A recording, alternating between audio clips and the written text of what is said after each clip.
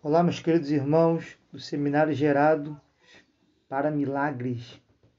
Vamos hoje fazer aqui um resumo sobre a nossa disciplina de apologética. O que é apologética cristã? Apologética cristã pode ser resumido como a defesa da fé cristã.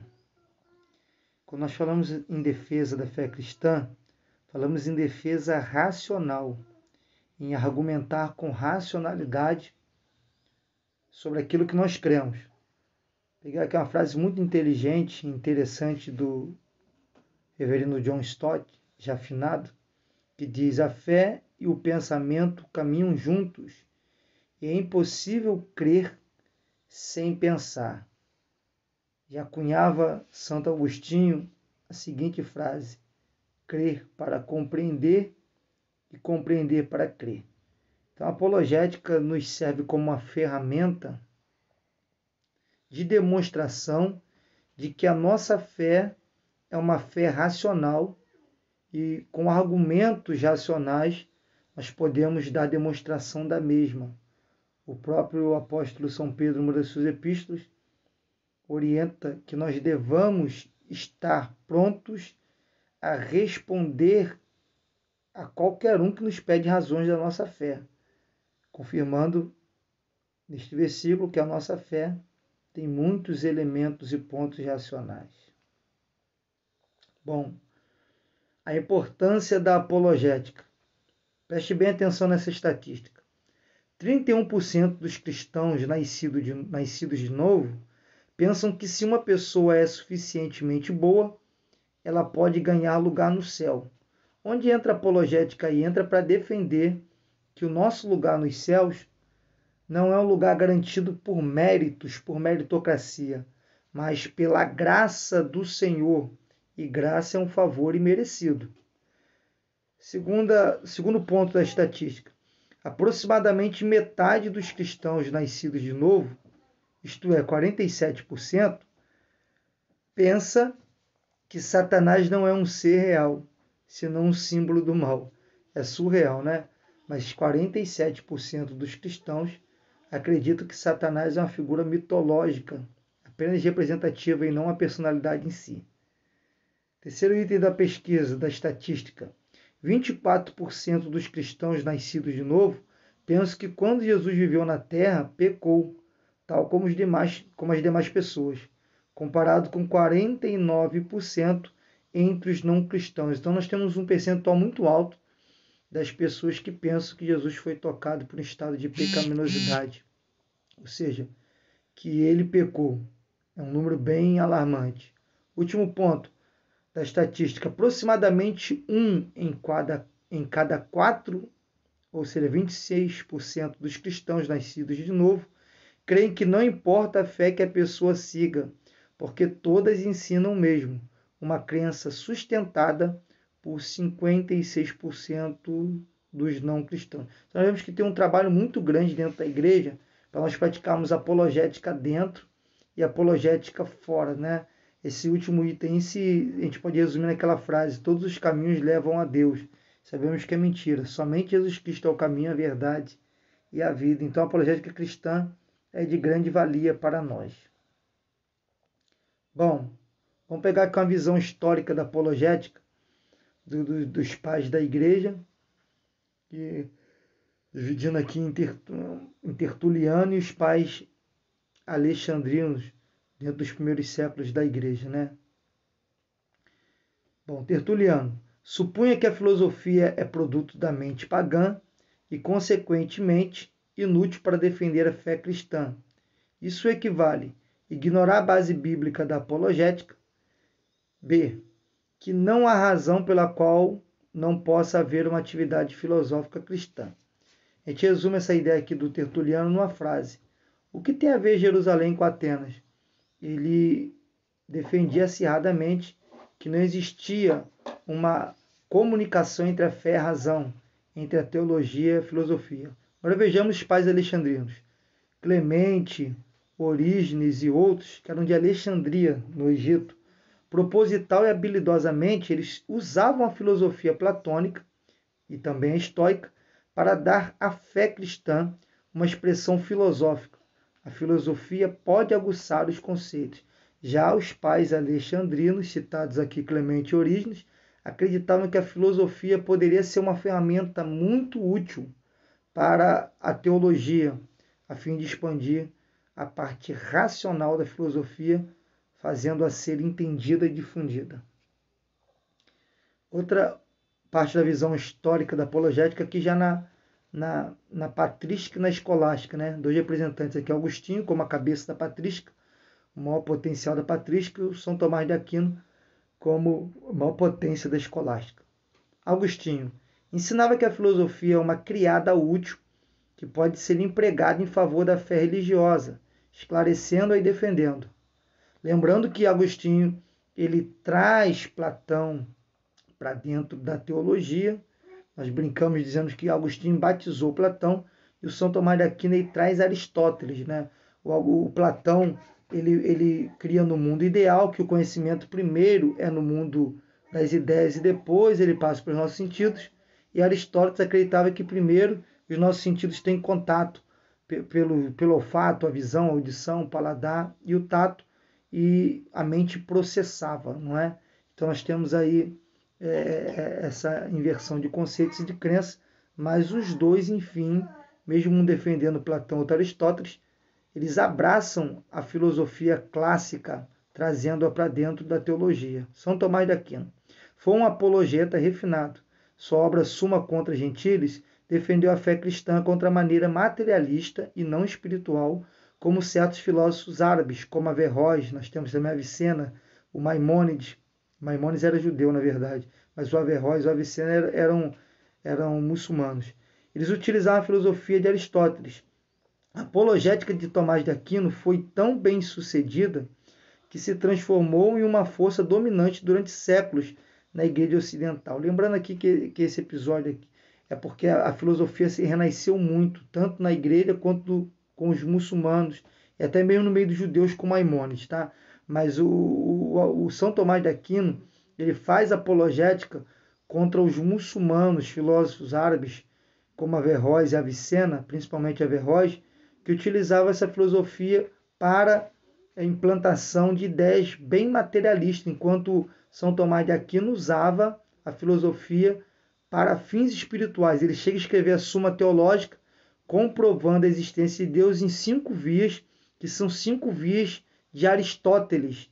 Ele usa para comprovar a existência de Deus, como, por exemplo, o motor imóvel, que é o motor que move tudo, mas ninguém o move. Ele sempre esteve ali movendo todas as coisas, que ele atribui ser Deus.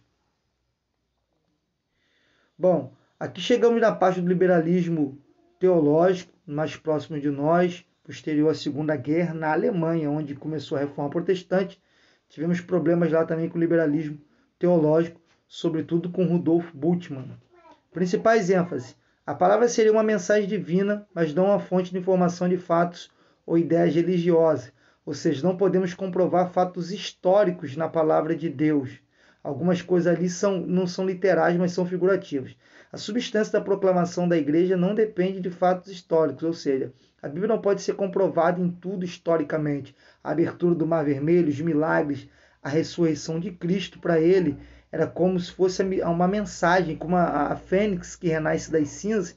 A ressurreição de Cristo era apenas uma mensagem da prevalência do Evangelho e não um fato real de que Jesus realmente tem ressuscitado, vencendo as mortes e vencendo a morte e ressurgindo dos mortos.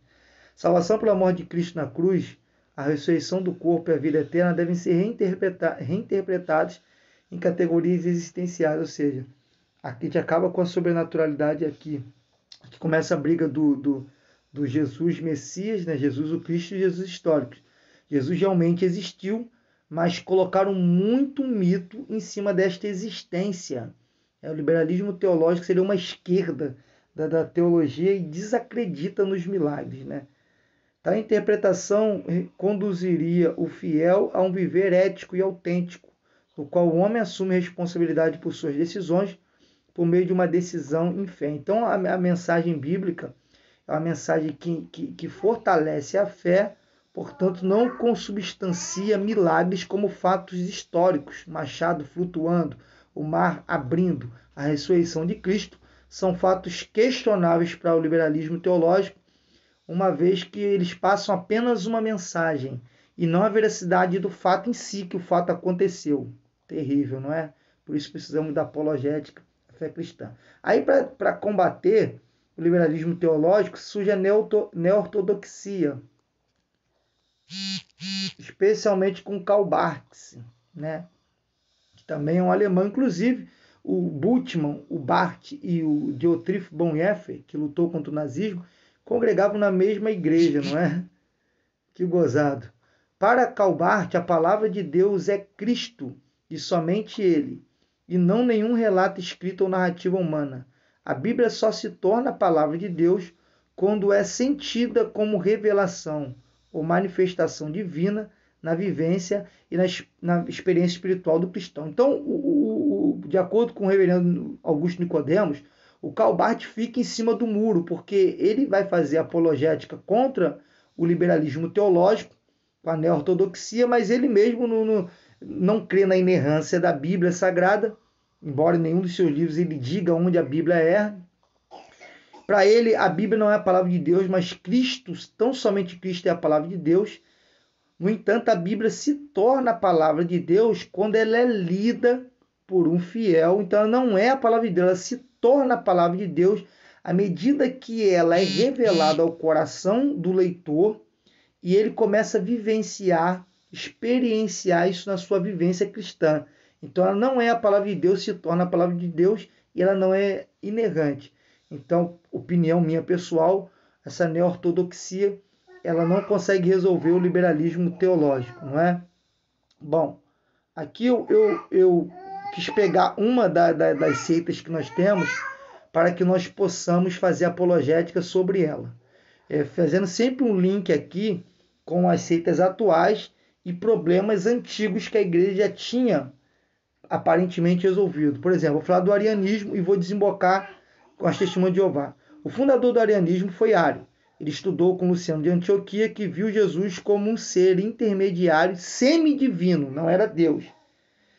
Na verdade, Luciano pensou que o Logos, a palavra, não era totalmente Deus ou homem. Portanto, Jesus tem um status elevado entre as criaturas, mesmo sendo chamado de o primogênito de toda a criação. Colossenses 1,15. Jesus é sobrenatural, mas ele não é igual ao Deus. Brown declara: o arianismo desenvolveu a ideia de que o Filho é um ser semidivino criado, não gerado pelo Pai, que tem uma origem no tempo, ou pelo menos um começo definido antes da criação do mundo material. Então Jesus é o primeiro ser criado por Deus, de acordo com o arianismo. Pega esse versículo com base Colossenses 1,15, o primogênito de toda a criação, e acabam com as regras da hermenêutica, né, do contexto próximo e remoto. Contexto remoto. Davi não era o filho mais velho de Jessé, porém ele é chamado de primogênito de Deus. Por que primogênito de Deus? Pela escolha e não pela existência. A mesma coisa, Cristo é o primogênito de Deus por ser escolhido como cabeça de uma nova raça, que somos nós, nova criatura da igreja, como Adão foi a cabeça da primeira raça. Então nós temos uma nova criação em Cristo. Ele foi o primogênito da nova criatura. Tá? Outra refutação. Tá? O próprio livro, o próprio escrito, carta de Colossenses, diz que nele reside corporalmente toda a plenitude da divindade. Então, uma boa vontade para fazer um contexto próximo, dentro do próprio livro, vai nos revelar que Cristo, sim, é divino, porque nele habita corporalmente toda a plenitude da divindade. Tá? Uma má vontade muito grande da testemunha de Jeová em fazer uma hermenêutica decente, honesta e coerente. Olha aqui a tradução do Novo Mundo, como que interpreta e traduz, embora Charles Taze Russell, fundador dos TJs, dos Juscelistas, Testemunho de Jeová, ele teve problemas em comprovar o seu conhecimento das línguas originais e em traduzir a Bíblia. Beleza. João 1:1. De acordo com a tradução do Novo Mundo, o verbo era um Deus. Olha como coloca o artigo indefinido, um Deus. As testemunhas de Jeová fazem isso por não existir nenhum artigo indefinido presente. Metges responde: ao utilizar aqui o artigo definido Na verdade, artigo indefinido, né? Porque não está definido nada. Os tradutores têm negligenciado o fato, bem conhecido, de que os substantivos na gramática grega podem ser definidos por várias razões, estando ou não presente o artigo definido grego presente. Além disso, se as testemunhas de Jeová aceitam esta tradução, elas devem ser politeístas. Finalmente, Métrix elabora sobre um princípio chamado regra de Cowell, que indica um predicado nominal definido tem um artigo quando se segue o verbo, não tem um artigo quando precede o verbo. É indefinido somente quando o contexto exige.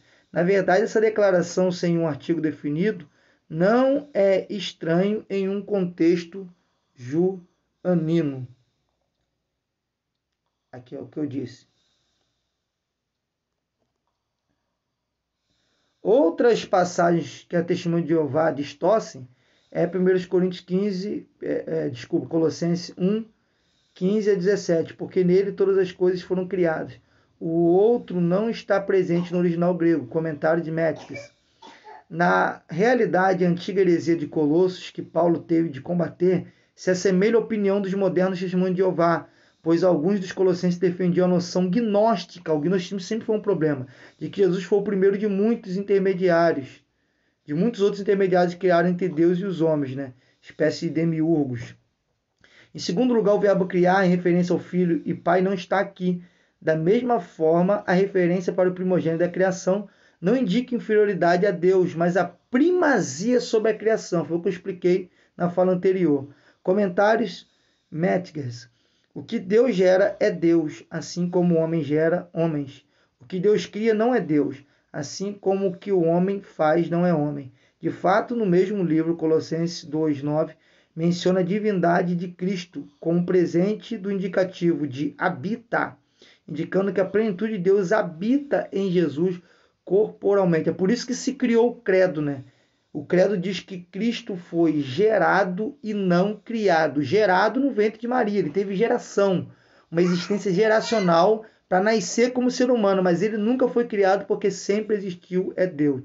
Então é importantíssimo nós fazermos apologética, tá bom? Só um resumo. Que Deus vos abençoe.